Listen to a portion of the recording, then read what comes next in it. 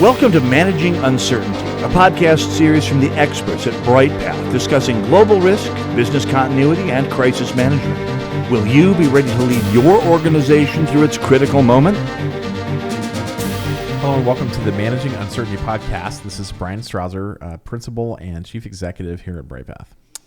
I'm Bray Wheeler. I'm a consultant here at Bryghtpath. And today we want to talk a little bit about rethinking active shooter preparedness and exercises. And I would say there's a couple things that kind of stirred this conversation. And I know we've done a couple previous episodes on active shooter preparedness and maybe even exercises.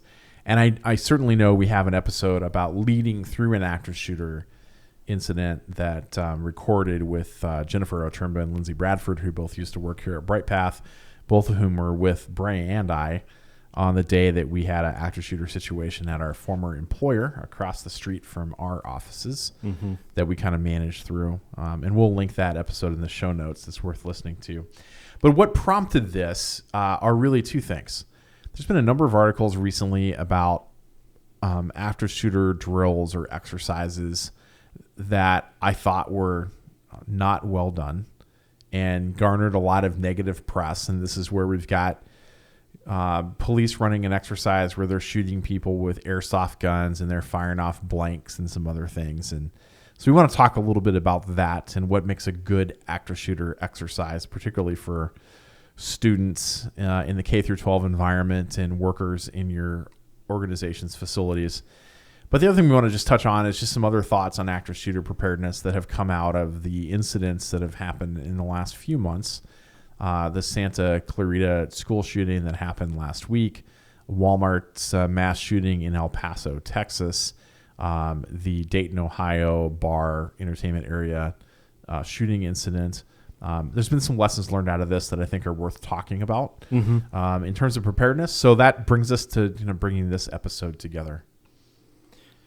Yeah. Well, and that's, I think to your point, kind of the distinction here is a little bit around, we have talked about exercises, in previous podcasts, but really this one is around, I think more so who the audience is, the kind of the intended audience of exercises and or drills and kind of the impact that you want to have on those distinct audiences that, the airsoft, the Nerf guns, the blanks, the, blue pistols, the red rubber pistols, things like that have audiences, but may not fit every audience. And it's important to create the distinction around what your intended objective and purpose of the exercise or drill is for that audience. Because in these situations, it matters in terms of how they act and how they behave and what you're really trying to prepare them for.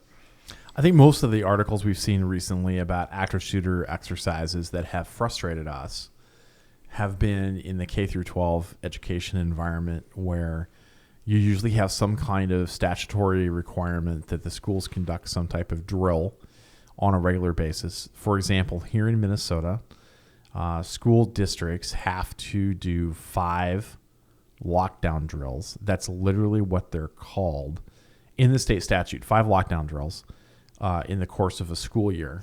So if you think a school year is about 180 days, on average, 180 student days, that you're going to run a lockdown drill 5 times. That's pretty frequent in there.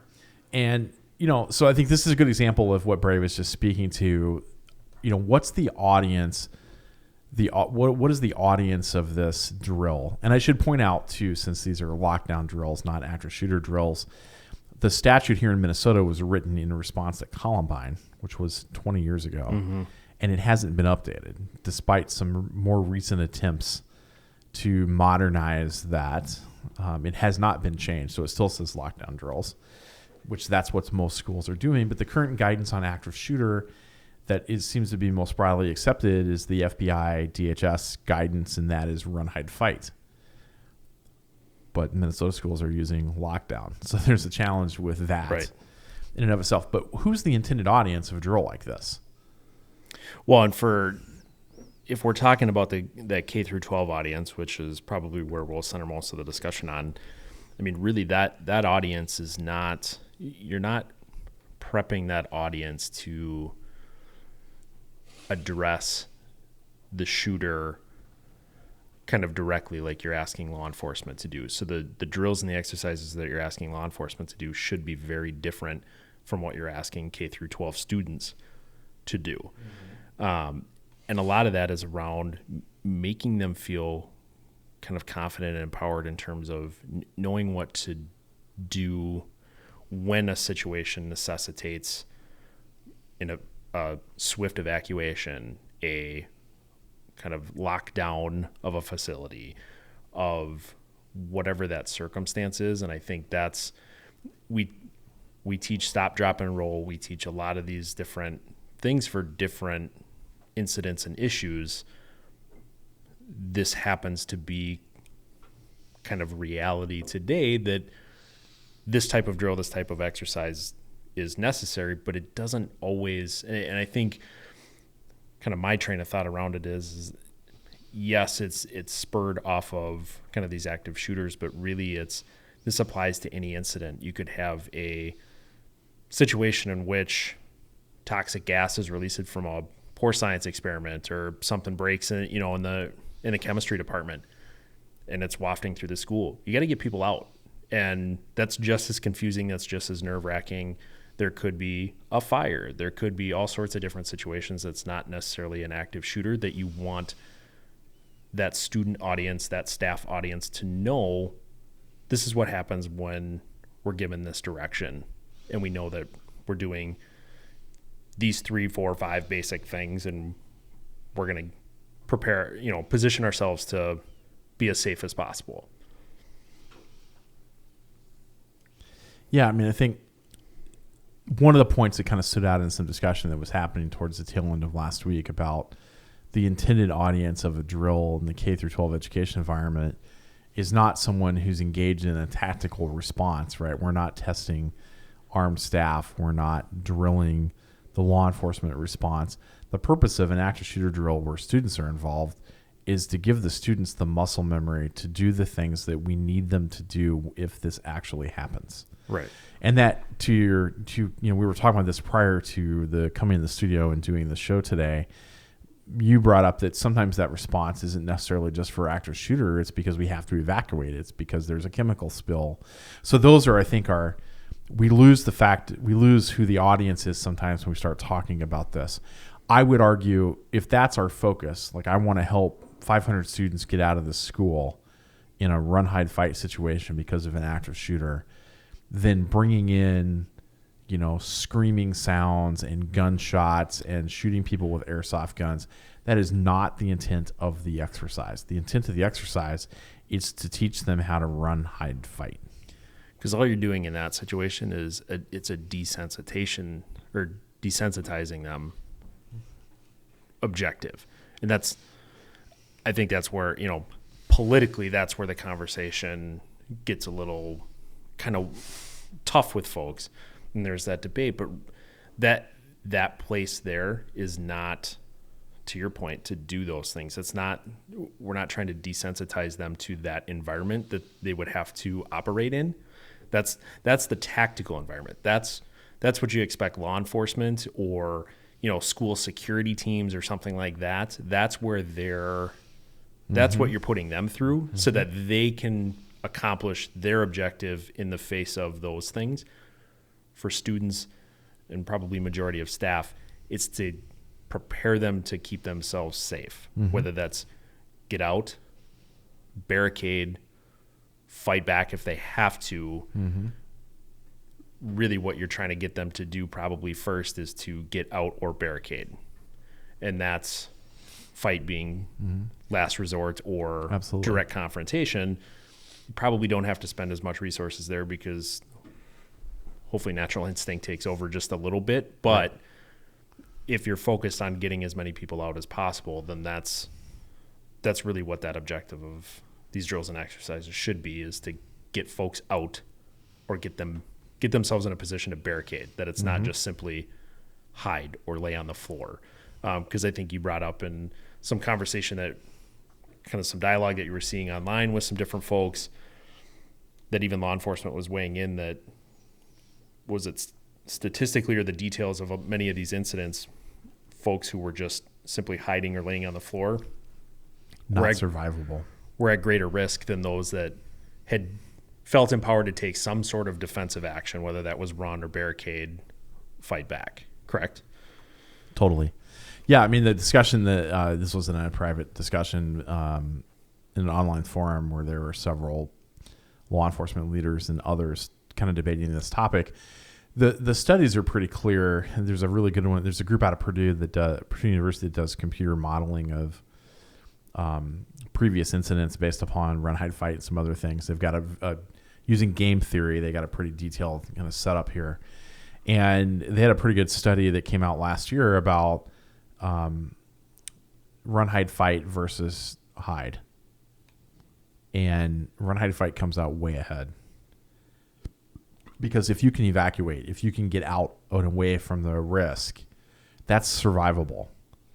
Hiding when you're in a confined space with an active shooter, there's just too much likelihood that they're going to find you or be able to gain access to the area. So statistically, it's better to execute run, hide, fight than it is to just execute hiding, and that was kind of the point of the online discussion.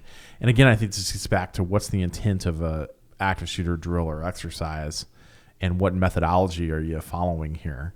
I think the point that we want to emphasize is if you're testing a tactical response, that's a different kind of exercise, and one where you should really only do that with volunteers who are willing to be subjected to what that exercise might involve, as opposed to a general active shooter drill in a K through 12 education environment where you're practicing run, hide, fight about how do we get out, how do we hide or barricade ourselves if we have to do that, how do we fight if we must.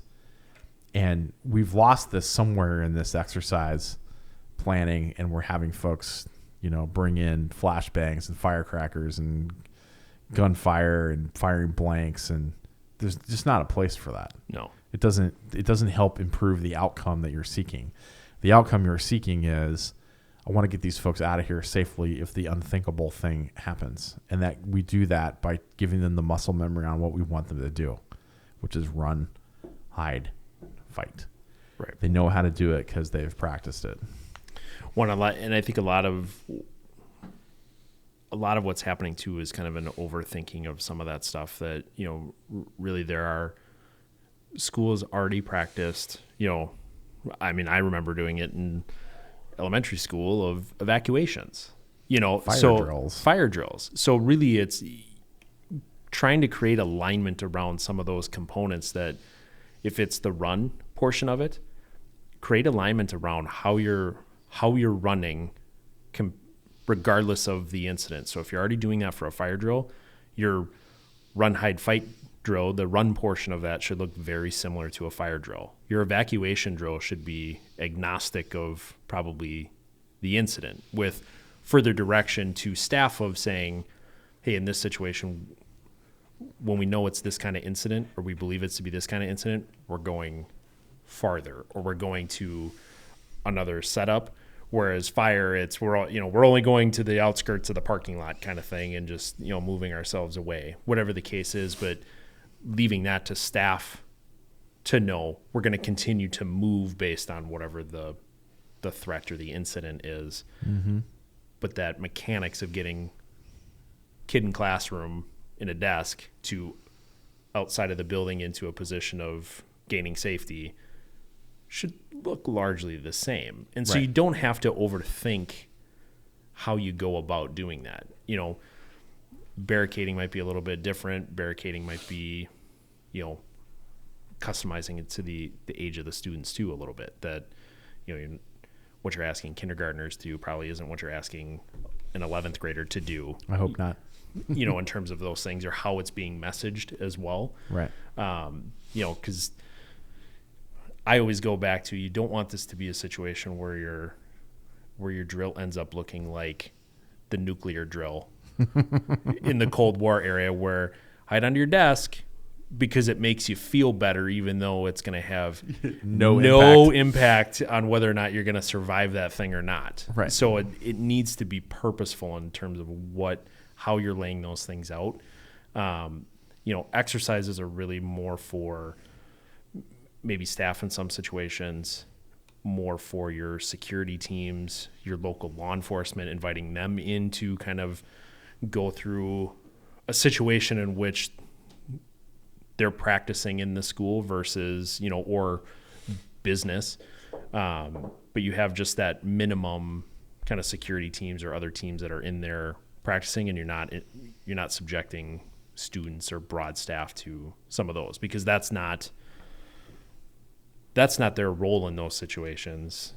To go back to the kind of the tactical piece, really what you're looking at is more drill wise. You're trying to build that muscle memory. It's the practice of, we're just going to keep repeating the same thing over and over again, so that when they get older or, move on to other organizations and things like that, it becomes the stop, drop, and roll type mindset of, I know the fundamentals of what to do in these situations. So that's kind of I think we've beat the drill exercise piece to death here. Mm-hmm. Again, our point is just know your audience, craft the exercise, the audience. Don't deliberately traumatize folks. That doesn't help you achieve the outcomes that we're after in an active shooter drill or exercise. But these are important. They're important because when these things happen, as rare as they are, we need people to act and do certain things that we know save lives. Right. And practicing these in a way that builds muscle memory and helps them know what to do when that alert is called for them to take action helps save lives. And those are valuable steps to take without traumatizing folks, just by doing exercises. You want them to feel empowered to be safe rather than fearful of what's happening. You're trying to move them to that empower phase. The other area we wanted to touch on briefly, just around other active shooter preparedness, is whether you do it for active shooter reasons or not. The shooting tragedy last week in California at Santa Clarita at the school did highlight one, I think, important thing. And this may have gotten missed in some of the other coverage, but one of the students that was wounded, their life was saved by their teacher because she had taken training for Stop the Bleed and had the Stop the Bleed tools available to her, bandage for pressure, tourniquet. She may have used other things. The story didn't get into a lot of tactical detail. But if you think about life-saving training that you can provide to your staff or your employees or your community, it's hard to beat the basics of Stop the Bleed, about trying to help people survive traumatic bleeding by giving them there's a training course that they can go to, and then they can get a little Stop the Bleed kit that has some of the basic things in there. And some businesses even put up big Stop the Bleed kits that have multiple little kits inside them. We use the Stop the Bleed kits here at Bryghtpath. We have one here in the office next to our general first aid kit because we do have storage and we do have places here. We have knives and things where accidental traumatic bleeding can happen. And that and CPR training are two of the best things you can do to empower your staff to survive any type of kind of traumatic or medical issue that comes up. I know there's been some criticism of Stop the Bleed being offered in schools over political reasons, but I think that this is great training, and as we saw last week, it saved a student's life. Well, yeah, I think there's certainly the political debate around it. I mean, at least my take, and I don't know if I'm speaking for you, Bryan, but at a minimum, why wouldn't it be a good idea to arm more people with that kind of training? We do first aid training, we do CPR training, we encourage all those different things. Stop the Bleed is just a build on to that, because again, if you're thinking about, corporate office, probably, that would be probably what you're probably using that training for in that environment. But if we're talking a school environment, it's not out of the realm of possibility that you have industrial shops, you have welding and woodworking, you have all sorts of different equipment that there is that chance that there are other things happening that cause those things. So why aren't you preparing yourself to combat that as well, in addition to this kind of external, internal / threat that unfortunately, schools are facing as well? I feel like we have a lot of conversation. I have a lot of conversation with friends about, how they defend themselves, how they protect themselves. They might have permits and carry a firearm. They may carry a knife that they use for cutting things they think they're going to defend themselves with. We have a lot of debate and discussion in this country about, do we arm teachers? Do we arm staff at schools?